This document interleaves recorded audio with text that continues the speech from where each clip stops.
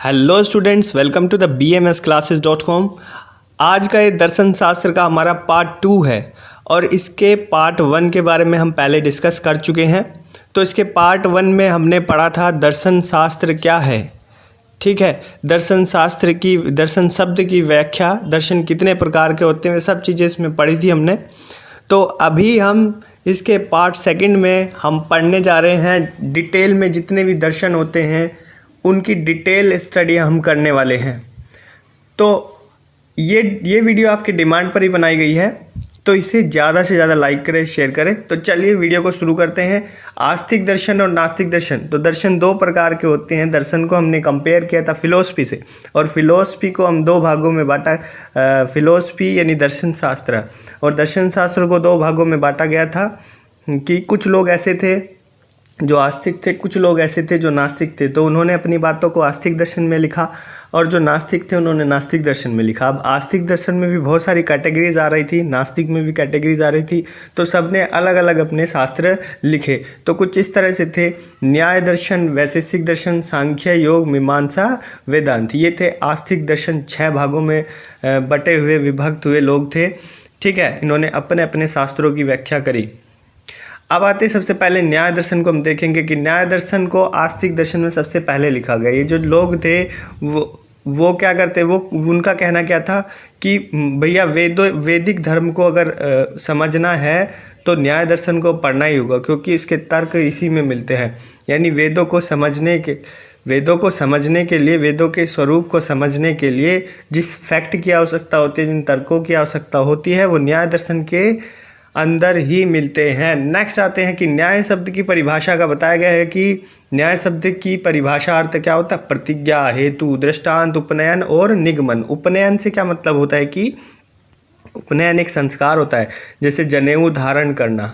ठीक है, तो जनेऊ धारण करना एक संस्कार होता है। तो उपनयन और निगमन दोनों से हम मतलब ले सकते हैं कि समीप जाना, किसी के पास जाना। ठीक है, तो या किसी में घुल मिलना, या किसी को बहुत करीब से देखना, ये इसके मीनिंग हो सकते हैं। तो प्रतिज्ञा करना, हेतु ये उसका कारण जानना, दृष्टांत उसे देखना, और उपनयन, निगमन यानी उसके करीब जाना, पास जाके उसे अच्छे से पहचानना। और इन्हें क्या कहते हैं? 5 अवयव भी कहते हैं। ठीक है, प्रमाण का विशेष वर्णन इसके अंदर मिलता है। एक पॉइंट यहाँ पे आ गया कि न्याय दर्शन के अंदर हम किन चीज़ों के बारे में पढ़ते हैं कि प्रमाणों का विशेष वर्णन इसके अंदर मिलता है, इसलिए इसे प्रमाण शास्त्र भी कहा गया। नेक्स्ट आते हैं फटाफट से वैशेषिक दर्शन पे बात करते हैं। वैशेषिक दर्शन को कणाद और औलूक्य दर्शन भी कहा जाता है। इसके आदि प्रवर्तक महर्षि कणाद और महर्षि औलूक्य थे। कणाद उनके बेटे थे, उनके पिता का नाम महर्षि औलूक्य था। तो कणाद से क्या तात्पर्य कि कणों का भक्षण करने वाले, क्योंकि वे सड़क के किनारे पड़े हुए अन्न को खाते थे। ठीक है, और औलूक्य क्या थे? जो उल्लू की तरह बाहर निकलते थे। ठीक है, उन्हें उल्लू और मतलब कि वो रात को बाहर निकलते थे उल्लू की तरह, और पूरे दिन बैठे शास्त्र लिखते थे और रात को बाहर निकलते थे। ठीक, नेक्स्ट आता है कि इनके अंतर्गत कणाद ने क्या रखे हैं? 6 पदार्थ, यानी द्रव्य, गुण, कर्म, सामान्य, विशेष, समवाय। ये आपने पहले भी पढ़े हैं। ये इसके अंतर्गत रखे गए हैं। किसके अंतर्गत रखे गए हैं? वैशेषिक दर्शन के अंतर्गत हम क्या पढ़ते हैं? 6 पदार्थों का वर्णन पढ़ते हैं। वैशेषिक सूत्र कुल 370 हैं। वैशेषिक के अंदर कितने सूत्र हैं? 370 सूत्र हैं, जो 10 अध्यायों में बांट दिए गए हैं। ठीक है, वैशेषिक में 10 अध्याय हैं, 370 सूत्र हैं। मेन इंपॉर्टेंट बात यह है, वैशेषिक दर्शन में 2 प्रमाण माने गए हैं, प्रत्यक्ष और अनुमान। कणाद ने परमाणुवाद को माना है। न्याय दर्शन की तरह ये भी आरंभवाद को मानते हैं। तो कुछ पॉइंट इसमें इंपॉर्टेंट हो गए। क्या इंपॉर्टेंट हो गया कि वैशेषिक दर्शन में हम क्या चीज़ पढ़ते हैं? हम वैशेषिक दर्शन में पढ़ते हैं षड पदार्थों के बारे में। तो वैशेषिक दर्शन में कितने अध्याय हैं? 10 अध्याय हैं। वैशेषिक दर्शन में कितने सूत्र हैं? 370 सूत्र हैं। इन्होंने 2 प्रमाण माने, कौन कौन से? प्रत्यक्ष और अनुमान। नेक्स्ट चलते हैं सांख्य दर्शन। सांख्य से मतलब संख्या। तो ये उपनिषद कालीन है, ऐसा बताया गया, उपनिषद काल में लिखा हुआ है। इसके प्रवर्तक जो थे महर्षि कपिल, ठीक है। और संख्या शब्द की उत्पत्ति संख्या से ही हुई है।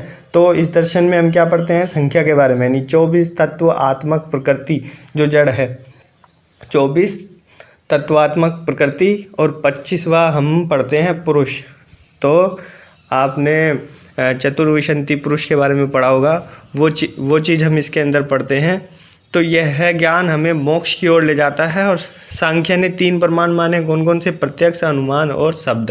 तो वैशेषिक ने 2 प्रमाण माने थे, यहाँ पे 3 प्रमाण माने हैं, प्रत्यक्ष, अनुमान और शब्द।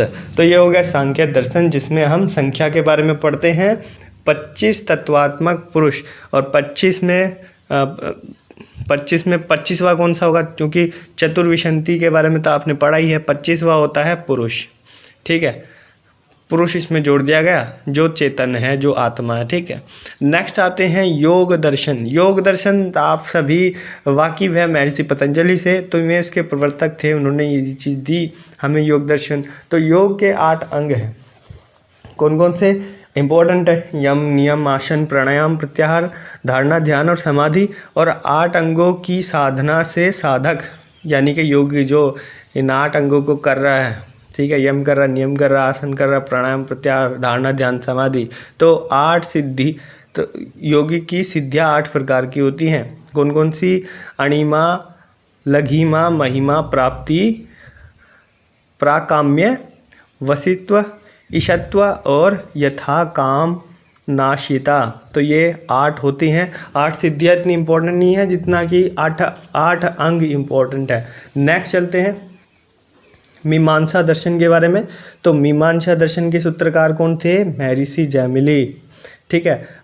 मीमांसा शब्द का अर्थ होता है कि किसी भी वस्तु का हम यथार्थ ज्ञान प्राप्त, जैसा उसका ज्ञान है ऐसा ही हमसे उसका प्राप्त कर लें, ठीक है, ऐसा ही यथार्थ वर्णन उसका होना, ठीक है, जैसा का जैसा है वो उसी के हिसाब से हम उसका वर्णन ले लें, ठीक।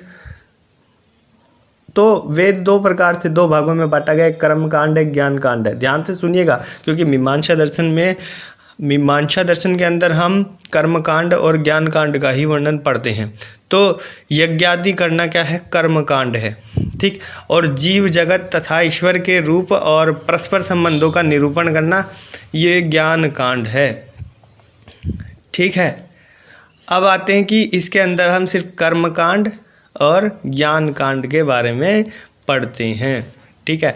तो इसमें 6 प्रमाण माने गए हैं, प्रत्यक्ष, अनुमान, उपमान, शब्द, अर्थापत्ति और अनुपलब्धि, ठीक है। तो ये 6 प्रमाण माने हैं, ये मीमांसा दर्शन हो गया, ठीक। नेक्स्ट आते हैं वेदांत दर्शन। तो इसके सूत्रकार महर्षि व्यास थे। इन्होंने केवल ब्रह्मा की सत्ता को माना है, जो कि निर्गुण है, निर्विकार है। ऐसा कहा गया कि अखंड है, प्रकाशवान है, किंतु यही ब्रह्मा जब माया से युक्त होता है तो सगुण परमेश्वर कहा जाता है। वेदांत दर्शन में ऐसा माना गया है। अब फिर से एक बार रिवीजन लेते, क्या है कि सबसे पहले तो क्या चीज़ थी, न्याय दर्शन। तो न्याय दर्शन में हमने प्रमाणों के बारे में पढ़ा। नेक्स्ट आते हैं वैशेषिक दर्शन। वैशेषिक दर्शन में हमने पढ़ा है 6 पदार्थों के बारे में। नेक्स्ट आते हैं सांख्य दर्शन। सांख्य दर्शन में 25 तत्व पुरुष के बारे में पढ़ा है, ठीक। नेक्स्ट आता है योग दर्शन के अंदर हमने योग के बारे में पढ़ा है कि योग के 8 अंग होते हैं। नेक्स्ट आते हैं मीमांसा दर्शन के बारे में, कर्म कांड और ज्ञान कांड का वर्णन पढ़ा है। नेक्स्ट आते हैं वेदांत दर्शन। तो वेदांत दर्शन मानते हैं कि सिर्फ ब्रह्मा की सत्ता है और ब्रह्मा ही निर्गुण है, निर्विकार है।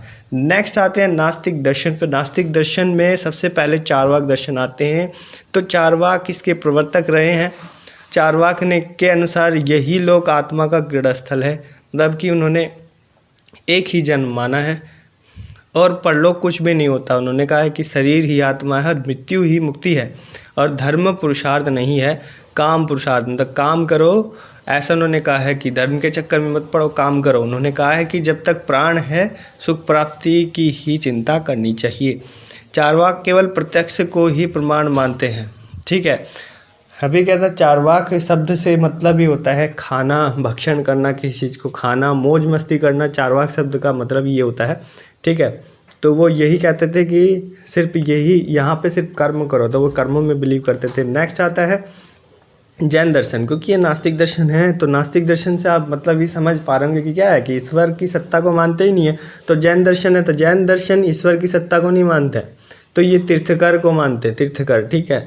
तो इसके जैसे गुरु होते हैं ऐसे तीर्थकर होते हैं। इसके 24वें और अंतिम तीर्थकर कौन थे? वर्धमान महावीर थे। और जैन दर्शन के अनुसार जीव चेतना है, ज्ञान उसका लक्षण है। तो बस ये चाहते हैं कि ज्ञान प्राप्त करें, हम नॉलेज प्राप्त करें। नेक्स्ट आता है कि बौद्ध दर्शन। अब बोधि क्या कहते हैं भैया? बोधि कहते हैं कि ये दर्शन भी वेद ईश्वर को नहीं मानते, ठीक है, अतः नास्तिक दर्शन के अंतर्गत आए। इनके प्रवर्तक क्या थे? गौतम बुद्ध, ठीक है। इनका मत था कि आत्मा कुछ भी नहीं है, आत्मा कुछ नहीं है, केवल व्यवहार अर्थों में उसका नाम दिया गया है, परलोक नहीं है। यही शरीर, यदि शरीर ना हो तो यह अगोचर आत्मा कुछ नहीं है। तो आत्मा और संसार अनित्य है। इन्होंने क्षण भंगुरवाद को माना है, प्रत्येक वस्तु प्रतिपल बदलती रहती है, उन्होंने ऐसा कहा है। तो इन्होंने कुछ नहीं माना है, इन्होंने सिर्फ शरीर आपका माना है कि आप हैं, कल मर जाएंगे। और ये चीज़ मानी है कि हर चीज़ जो है क्षण बदलती रहती है, हर क्षण में बदलती रहती है। आज हम हैं, कल नहीं है, आज वो वस्तु है, कल नहीं है, ऐसा वो मानते हैं कि इसके अलावा कुछ भी नहीं है, ठीक है। तो आज की इस स्लाइड में हमने बात करी है जितने भी दर्शन थे सभी के बारे में, आज चाहे वो आस्तिक हो चाहे वो नास्तिक हो। 6 आस्तिक दर्शन और 3 नास्तिक दर्शन के बारे में बात करी है। उम्मीद है वीडियो आपको बहुत अच्छी लगी होगी, और अगर आपको अच्छी लगी है तो फटाफट से इसको लाइक कीजिए और शेयर कीजिए, जितना ज़्यादा हो सके सपोर्ट कीजिए। मैं एम करता हूँ कि जब हमारे 1K सब्सक्राइबर होंगे तो मैं फर्स्ट ईयर के लिए, सेकेंड ईयर के लिए एक बहुत ही अच्छी सीरीज वहाँ पे लेके आऊँगा लाइव स्ट्रीमिंग के साथ। तो लाइव स्ट्रीमिंग उसके बाद हम किया करेंगे, ठीक है, 1K सब्सक्राइबर के बाद, ठीक। तो फटाफट से 1K सब्सक्राइबर कर दीजिए। और आज की इस वीडियो में बस इतना ही। मिलता हूँ अगली वीडियो में आपके एक नए सिलेबस के पॉइंट के साथ। तब तक के लिए थैंक यू। जय आयुर्वेदा।